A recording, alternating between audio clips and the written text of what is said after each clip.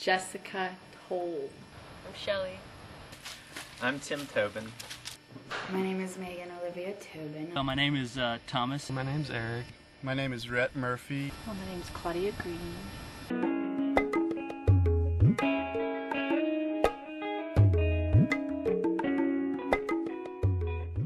I suppose I would be described as the executive director of the Pickards Mountain Eco Institute. In 1999, my family purchased about 500 acres in western Orange County in North Carolina, but almost immediately put a large portion of that property into a conservation easement. The easement is co-held by our family and the Conservation Trust of North Carolina.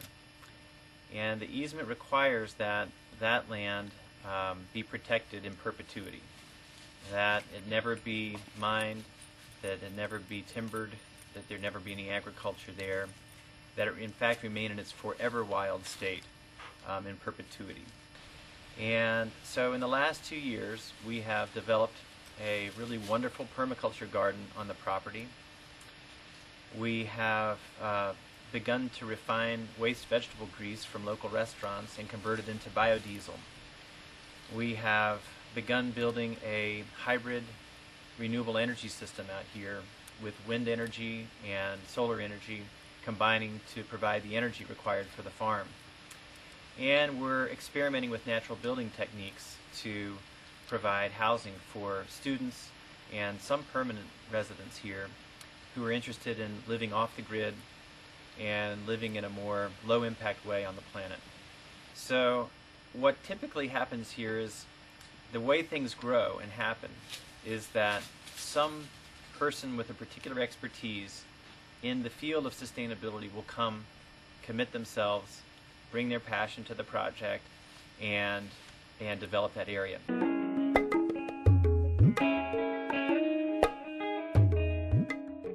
And primarily been focused on the building around here, specifically one building, but with the sort of greater vision of tackling more natural building structures with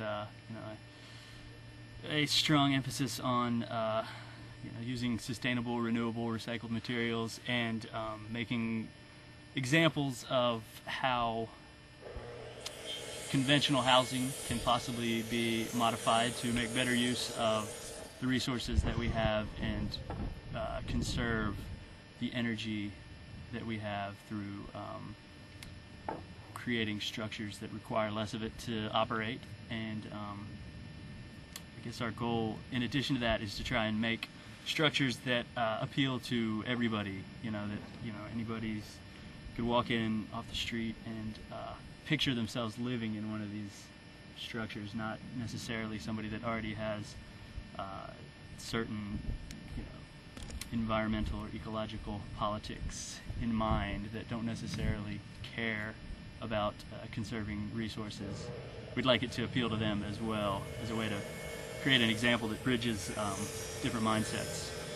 In the course of trying to find my way towards a opportunity to do this kind of building, did a lot of conventional construction. So I think that it's important for green builders and natural builders to also have a strong background in conventional building, because a lot of the reasons that things are approached in a certain way in conventional building have a lot of merit to them and should not be ignored whilst building green and natural, because lots of considerations have to be made besides the source of the materials and their various function in the building.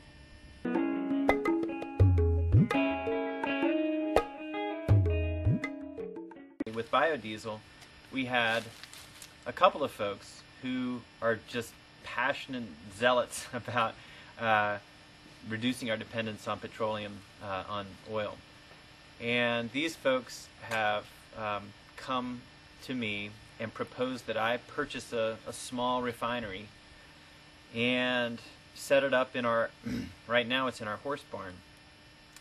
And what they've done is brought their knowledge and their understanding of the chemistry of biodiesel generation, and what I've brought is a place and the financing to make that happen.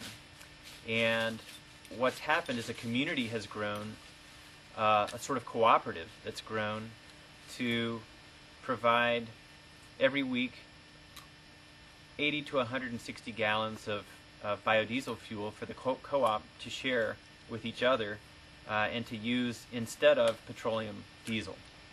And biodiesel generates about 70% less carbon than petroleum diesel. It generates no sulfur dioxide. It's made from a waste product that would have gone into the landfills. So again, this is another one of those ways that folks have found to reduce their dependence on conventional systems. I came here about a year and a half ago to make biodiesel. I had the intent to do biodiesel on my own out in Hillsboro.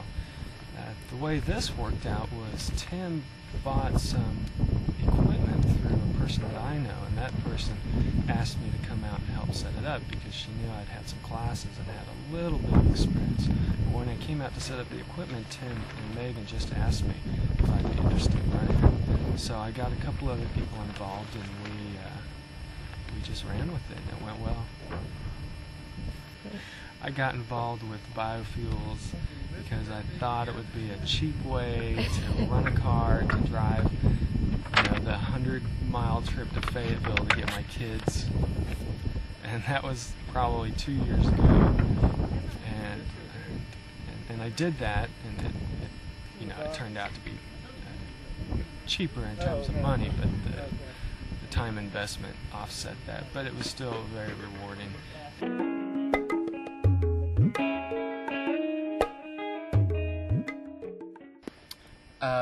My name is Rhett Murphy. I'm 27. My main capacity here is to try and run the garden and agricultural sector of the place. About a year ago, came in contact with a fellow who was a permaculture gardener, and he had been to the Permaculture Institute in Australia. I was working on an organic farm in Chatham County and offered to come and get our permaculture garden really kind of moving along. And so he basically brought his expertise to Pickards Mountain, and now we have a thriving market garden where we grow most of our own produce, but we also have surplus that we sell the local farmers markets in Hillsboro, Pittsboro, and at Farrington. It is